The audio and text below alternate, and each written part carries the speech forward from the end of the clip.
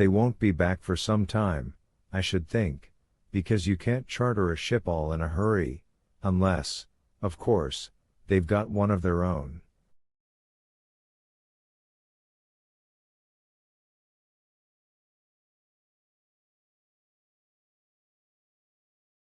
And in the meantime we can't get off the island to get help, because they've got our oars, said George.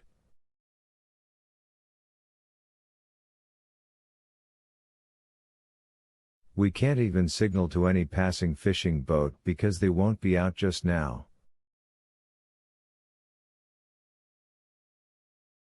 The tide's wrong.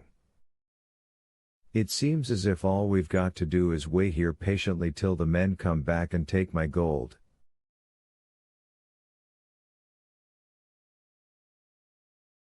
And we can't stop them. You know, I've got a sort of plan coming into my head, said Julian, slowly.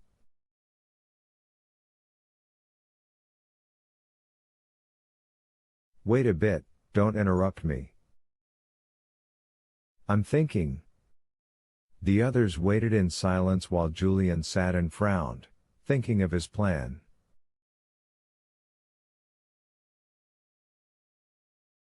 Then he looked at the others with a smile. I believe it will work, he said. Listen.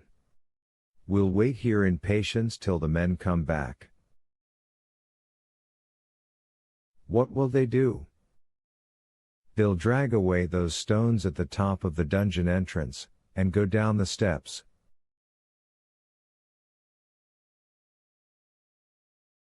They'll go to the storeroom, where they left us, thinking we are still there, and they will go into the room.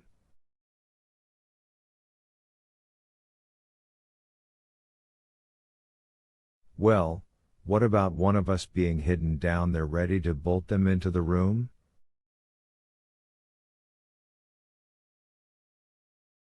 Then we can either go off in their motorboat or our own boat if they bring back our oars, and get help.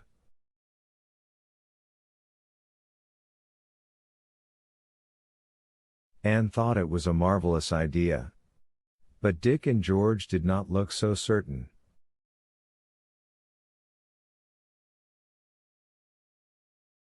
We'd have to go down and bolt that door again to make it seem as if we are still prisoners there, said George.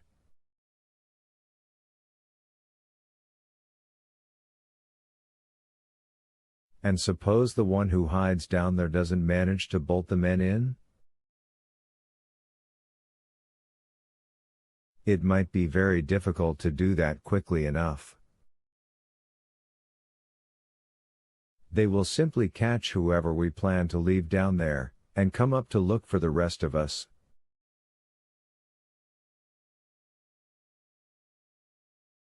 That's true, said Julian, thoughtfully. Well, we'll suppose that Dick, or whoever goes down, doesn't manage to bolt them in and make them prisoners, and the men come up here again.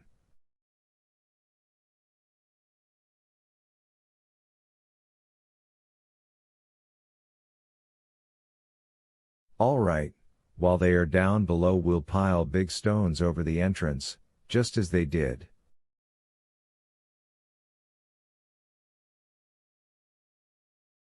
Then they won't be able to get out. What about Dick down below? Said Anne, at once. I could climb up the well again, said Dick, eagerly. I'll be the one to go down and hide. I'll do my best to bolt the men into the room. And if I have to escape I'll climb up the well shaft again.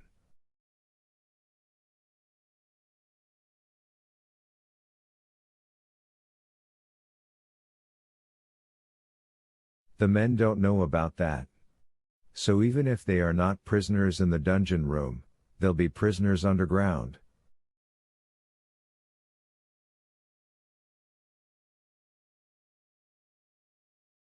The children talked over this plan, and decided that it was the best they could think of.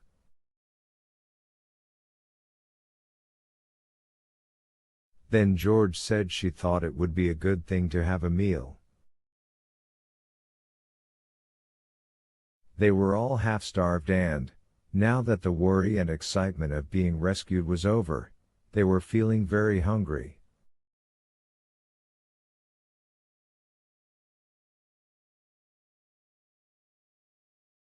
They fetched some food from the little room and ate it in the cove, keeping a sharp lookout for the return of the men.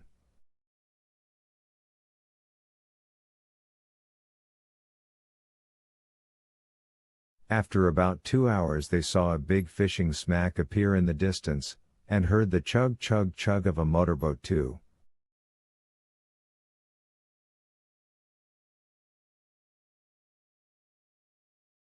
"There they are," said Julian, in excitement, and he jumped to his feet.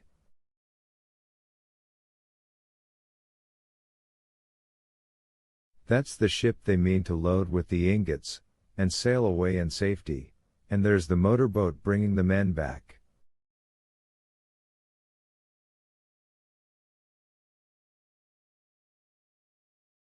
"Quick, Dick, down the well you go, and hide until you hear them in the dungeons."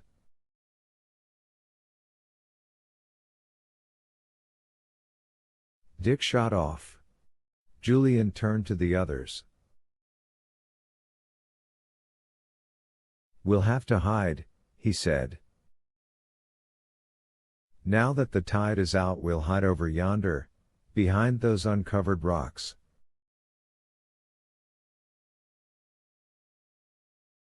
"I don't somehow think the men will do any hunting for Dick and Ann, but they might." "Come on. Quick!" They all hid themselves behind the rocks, and heard the motorboat come chugging into the tiny harbor.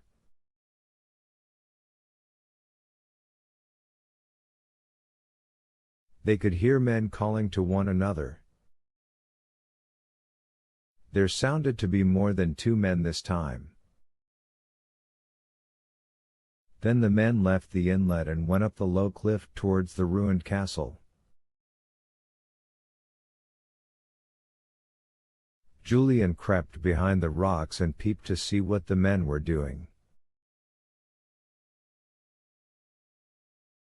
He felt certain they were pulling away the slabs of stone that had been piled on top of the entrance to prevent Dick and Ann going down to rescue the others.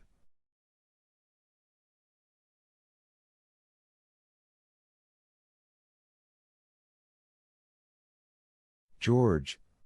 Come on!" called Julian in a low tone.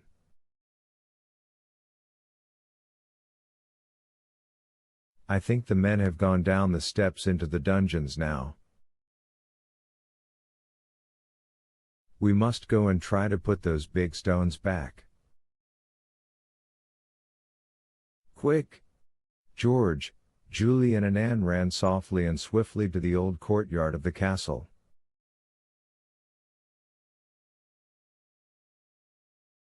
They saw that the stones had been pulled away from the entrance to the dungeons. The men had disappeared.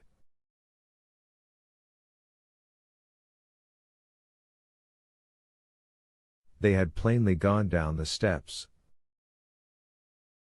The 3 children did their best to tug at the heavy stones to drag them back. But their strength was not the same as that of the men, and they could not manage to get any very big stones across.